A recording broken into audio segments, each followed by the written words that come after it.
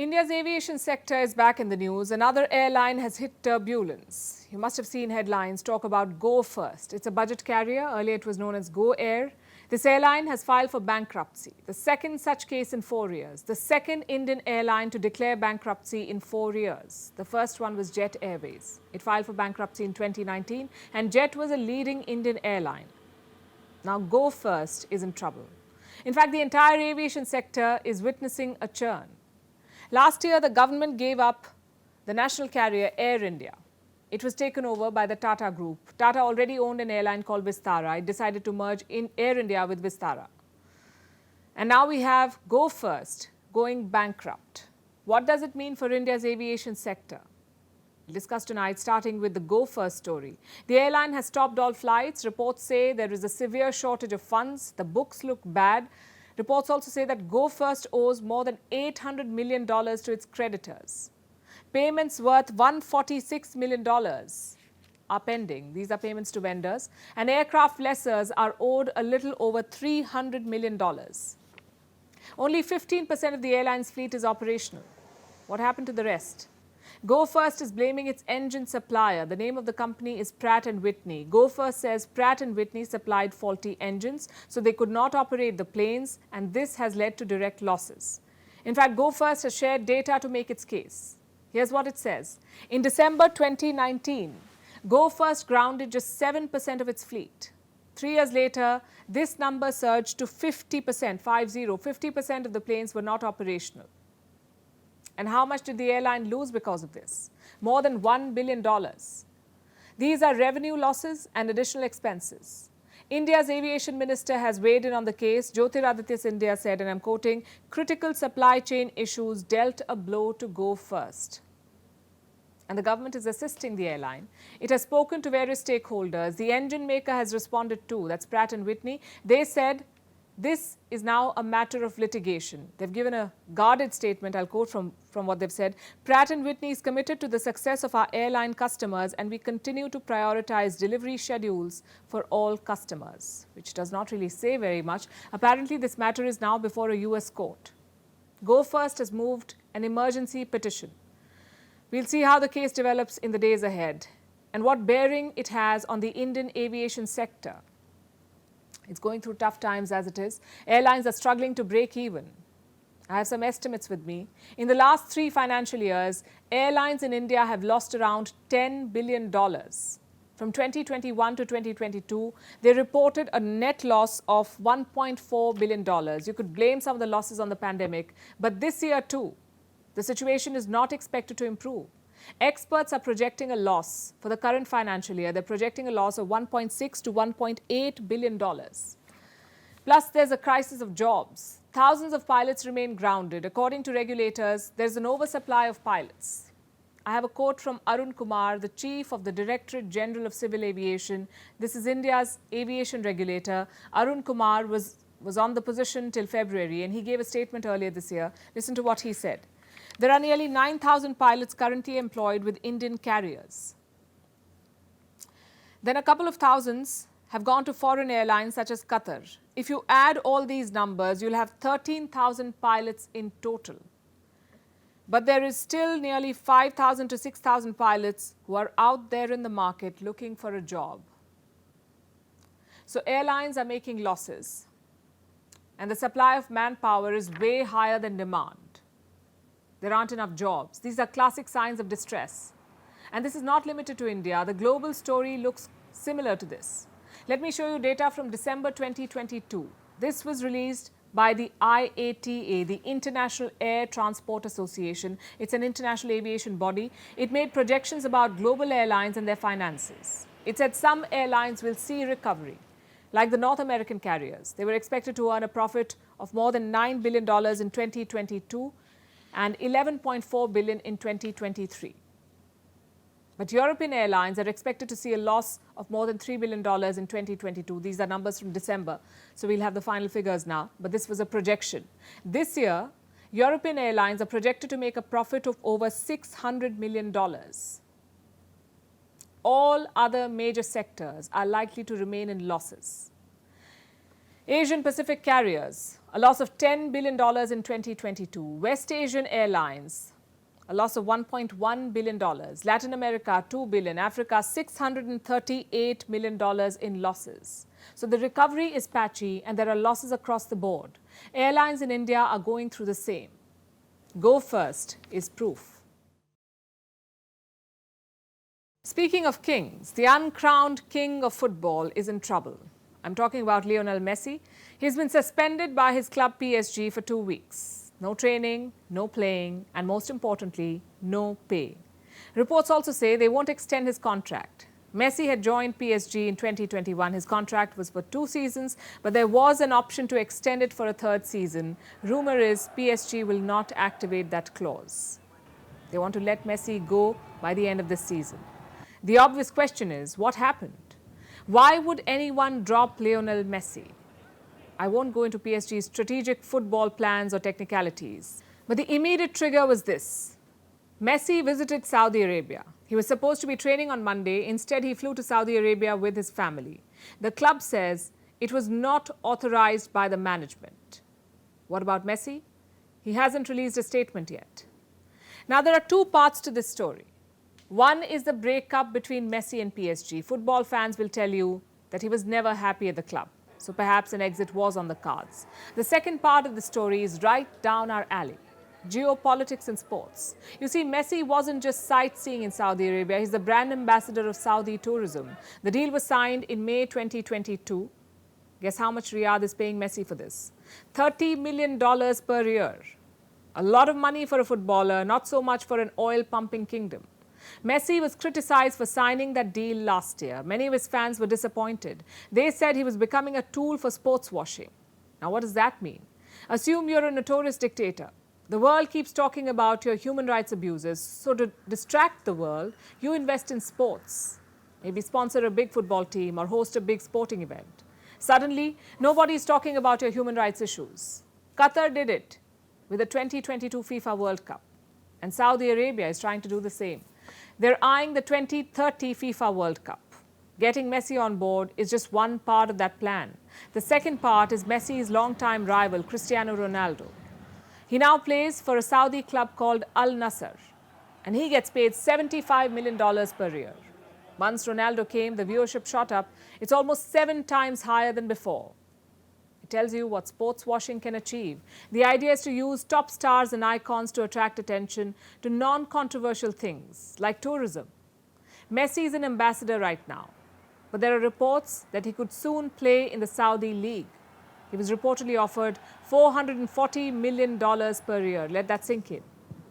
$440 million. Russian oligarchs or European fashion moguls cannot spend that kind of money. Only Gulf states with oil money can. And Saudi Arabia is far ahead of the rest. In 2021, they completed the takeover of Premier League club Newcastle United. Right now, they are 3rd on the points table. Since 2020, they've also been hosting the Dakar Rally. It's one of the biggest off-road motoring events. In Formula One, Aramco is a global partner. And in the IPL, Visit Saudi is a tourism partner. Do you see how big the network is? Riyadh is also plotting a coup in golf. They invested more than $700 million to create a rival golf league. Golf has historically been controlled by the PGA. Saudi Arabia wants to break that monopoly. And all of these are examples of sports washing. Not only does it distract other countries from your domestic affairs, it also distracts your own people. In closed countries like Saudi Arabia, sports can feel liberating. I underline the word feel. It's not actually liberating, but it can feel like it. And this campaign is unlikely to end anytime soon. Fans and countries have repeatedly given sports washing a free pass. There was so much outrage about China's Winter Olympics. Came to nothing. There was equal outrage about Qatar's World Cup. Now fans are calling it the best in recent times. So don't expect global sporting bodies to take on sports washing because they're too busy counting their cash. Have you heard of the term Wild West? It was used to describe America's lawless frontiers during colonization. That's where all rules went out of the window. We bring this up because a new wild frontier is set to open, the final frontier, as it were, space. Space could be the next battleground. A few decades back, the race was between America and Soviet Russia. Today, it's a clash between the US and China. Both want to control the moon. Both have come up with grand plans. China is working on a moon base. It says construction will begin by 2026. By 2028, it will be up and running on nuclear power. And by 2030, Beijing wants to land astronauts on the moon. It's quite ambitious.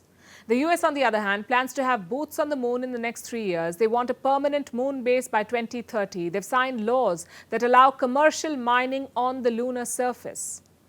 So yes, a good old-fashioned land grab seems imminent now. And NATO is entering the picture. Our next report tells you more. To make sure that the safety of Space, the final frontier, and the next international battleground. Specifically, the next place where the US and China will be butting heads. Both nations are planning a slew of missions. The first target is an old one, the moon. The US and USSR already had a space race over it in the 1960s. The US came ahead by putting Neil Armstrong on the moon in 1969. It's one small step for man, giant leap for mankind. This was after they had lost out on the first person in space. The USSR had won that round with Yuri Gagarin. But the moon landing was NASA's crown jewel. Now the US is headed for a turf war on the lunar surface. Beijing is the challenger. It's conducting a host of lunar operations, the Chang'e missions. These have been on for a while. The first Chang'e mission took place in October 2007. But the real threat to US space dominance was in 2019, with the Chang'e 4 mission that landed on the far side of the moon. You see, the moon doesn't rotate like planet Earth. It's what's known as tidally locked. One half always faces the Earth, the other half faces away. That second half is the far side, and no one had landed anything there until the Chinese mission. Since then, China has come up with some ambitious proposals. We will also build a moon-centered deep space internet comprising functions such as communication, navigation, remote sensing, etc. By doing so, we will be able to turn our Earth-centered space infrastructure into a moon-centered system that can be extended to a broader scope in the solar system. With the internet, the moon will have access to TV programs, games, and the Wi-Fi network, and astronauts will never get bored on the moon.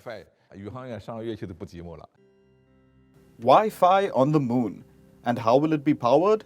Nuclear power, apparently. China wants to build a moon base, which they're calling the International Lunar Research Station. Construction is set to begin in 2026. The first stage is scheduled to finish in 2028. That's when it'll start operating on nuclear power. Then come the astronauts. By 2030, the Chinese people will definitely be able to set foot on the moon. That's not a problem. China says the base will keep getting expanded till 2050, and it'll eventually serve as a launchpad for getting astronauts on Mars. It sounds quite utopian. Of course, they won't get to do all this without running into interference, American interference. NASA's Artemis program plans to get Americans back on the moon. The Artemis 3 mission wants to put astronauts on the lunar surface by December 2025. Where exactly? The same location that China wants to build its base in. It's at the moon's south pole. You can see how this sets the countries up for a clash. The US and China may not be able to work together for the betterment of mankind, even if they want to. Why?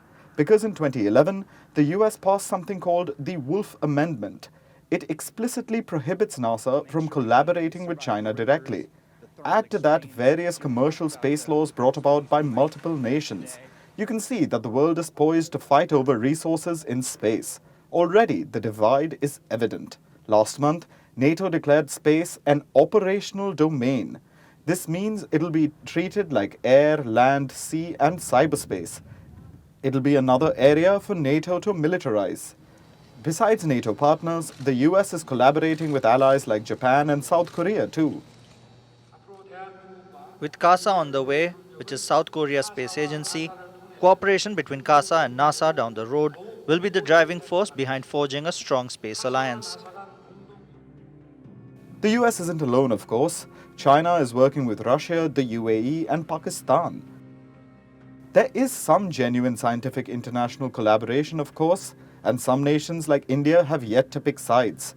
But broadly, the battle lines seem to have been drawn. In the coming years, the scramble for the Moon and Mars seems unavoidable. Email exchanges from inside the BBC, they talk about the risk of violating Indian laws. It's easier to rake up the freedom of speech debate, but does it give anyone a free pass to knowingly violate the law? America supports India because it needs India's support in return. And India is working with the US because it suits India's interests. This is how geopolitics works. Last night, he diffused a crisis with his defense minister. But today, Netanyahu was confronted with a new problem. His cabinet seems to have rebelled against him. The UK is looking at the Indian subcontinent to fill its coffers. That India seems to be negotiating from a position of power, like a partner and not a former colony.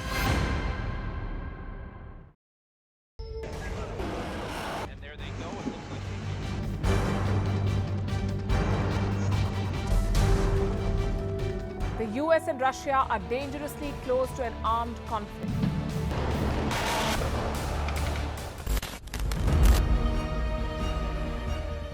This year, 2023, New Delhi will be the capital of global diplomacy. For a country as diverse as ours, with 88% of the population illiterate, it was a very big deal to write a constitution, and that too, the world's largest.